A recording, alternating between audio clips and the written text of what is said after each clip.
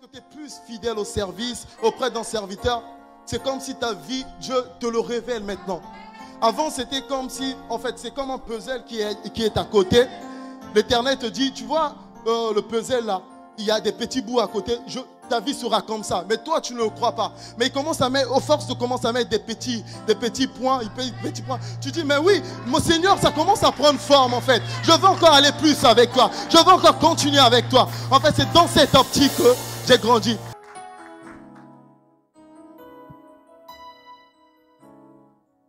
Donc, bonjour à tous. Je vais témoigner ce que le grand Dieu a fait dans ma vie en fait. Mon parcours avec lui.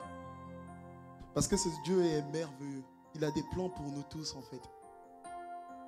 Et mon témoignage va commencer en fait comment je l'ai connu. Et ensuite, qu'est-ce qui a poussé que je puisse donner ma vie à Christ. Et par la suite, ma vie après avoir donné, après ma conversion en fait. Donc je m'appelle Christ, je suis issu d'une famille nombreuse de 11 enfants. Dans 8 de même père, même mère et 3 demi-frères de mères différentes. Je suis l'avant-dernier de ma famille.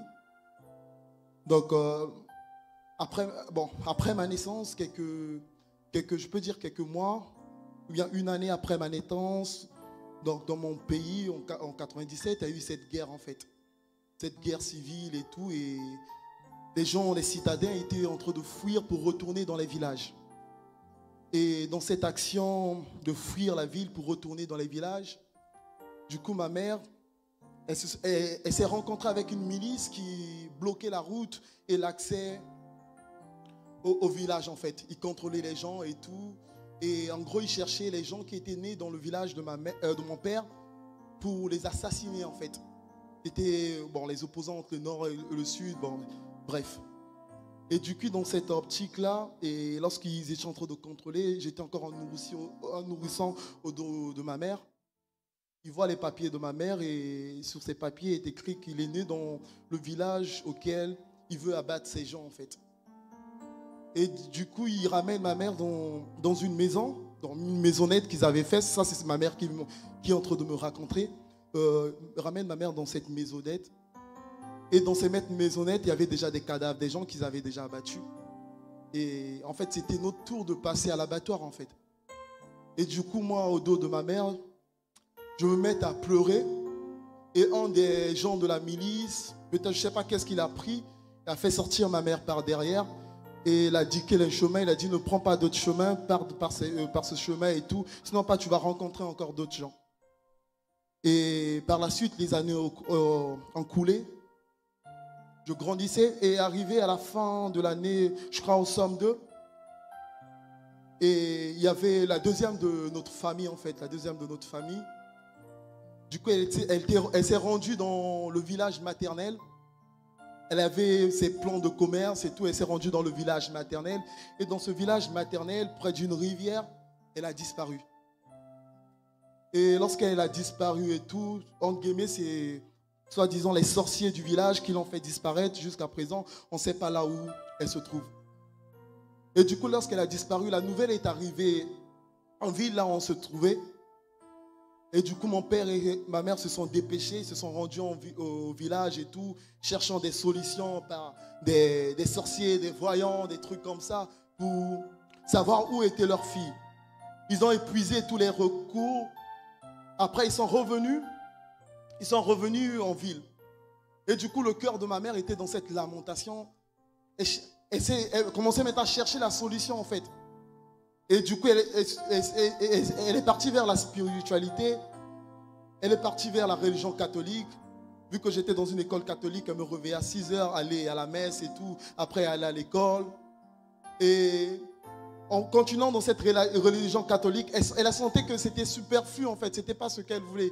Elle commençait à faire venir les pasteurs évangéliques dans notre maison et tout, pour prier et tout. Un jour, un pasteur a parlé sur ma vie.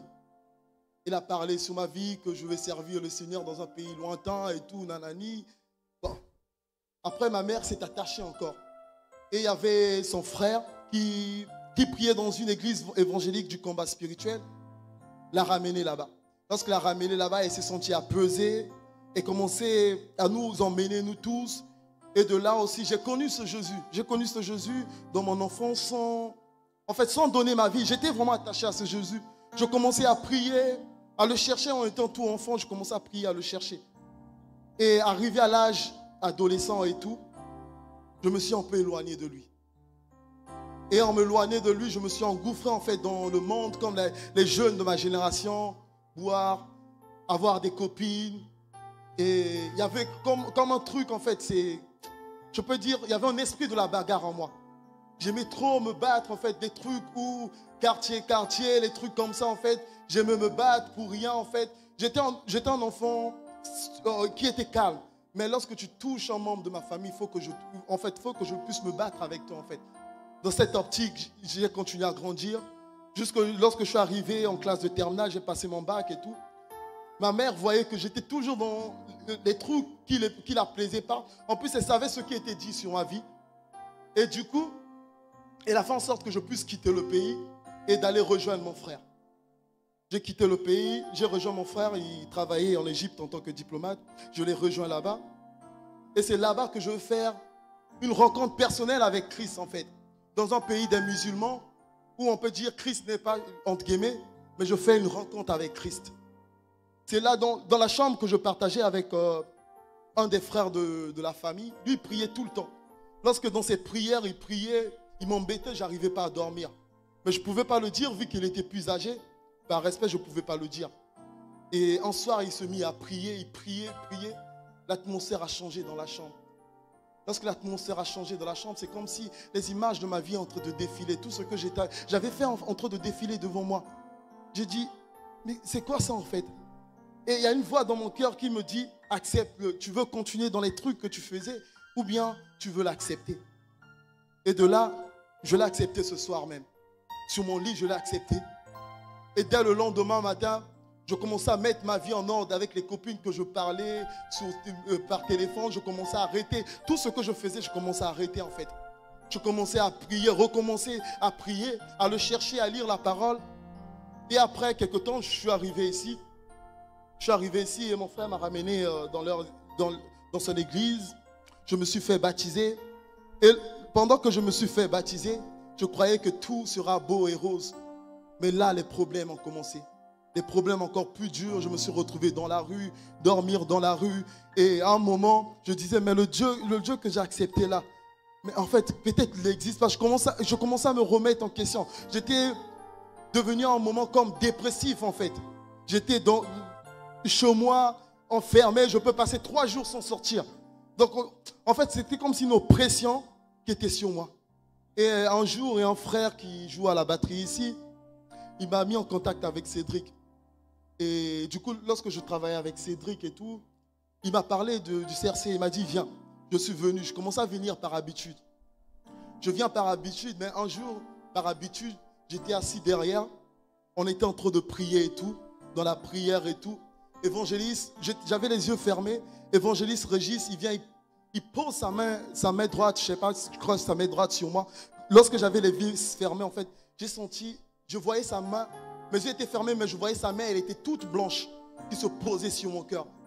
Et du coup, je suis tombé. Avant, je me disais, les gens qui tombaient, qui faisaient esprit, en fait. Je suis tombé sur la chaise, j'ai dit, non, je ne veux pas tomber. Plus je résistais, plus en fait, il y avait une sorte de courant qui était dans mon corps, et je n'arrivais pas. Je résistais, jusqu'à la fin. Et l'évangéliste Omer m'a ramené derrière.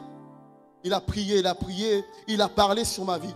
Lorsqu'il a parlé sur ma vie, il a parlé les mêmes paroles que le pasteur qui était dans mon pays pendant ce temps qu'on avait perdu ma soeur avait dit sur ma vie. J'ai dit, comment il peut le savoir? Et même lorsque j'étais converti en Égypte, mon frère avait dit les mêmes paroles. Et évangéliste Emer revient encore dire les mêmes paroles.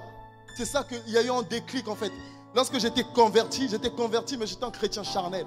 Mais lorsque j'ai vu encore évangéliste Omer remettre les mêmes paroles sur le tapis, j'ai dit non, forcément il y a quelque chose. C'est de là que j'ai décidé maintenant de mettre ma vie en ordre.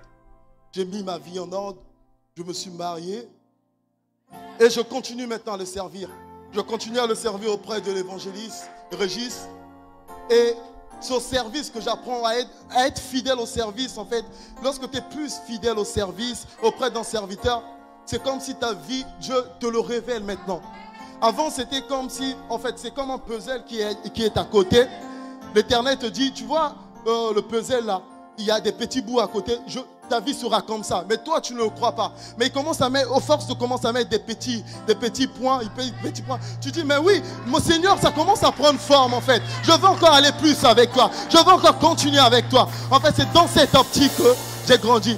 Mais il y a juste une parole que je vais raccourcir qui résume mon témoignage. Car l'Éternel dit, je te connais. J'ai formé des projets de bonheur sur toi pour que tu puisses avoir de l'avenir et de l'espérance. Jeunes en Christ, l'Éternel nous connaît. Arrêtons un peu, régularisons nos vies, arrêtons un peu d'être des chrétiens charnels, étant maintenant des chrétiens spirituels et avançons avec Dieu. Nous allons voir sa gloire. J'ai fini, merci.